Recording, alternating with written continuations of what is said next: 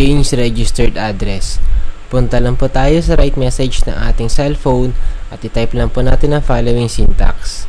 LX space CHGADDR space ID number space current PIK space complete address.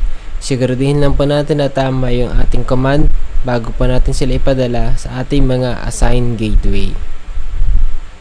Reminder lang, meron tayong 1 peso transaction charge na automatic na mababawas sa ating load wallet account sa tuwing gagamitin natin ang mga sumusunod na command sa pamamagitan ng ating cellphone.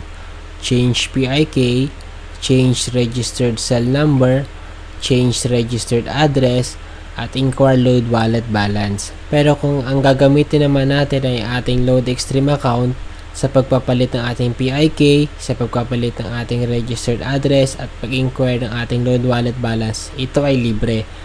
Pero ang ating pagpapalit ng registered cell number, ito ay kailangan natin gawin sa pamamagitan ng cellphone. So pag ito ang ating ginawa, automatic meron tayong 1 peso transaction charge na mababawas sa ating load wallet.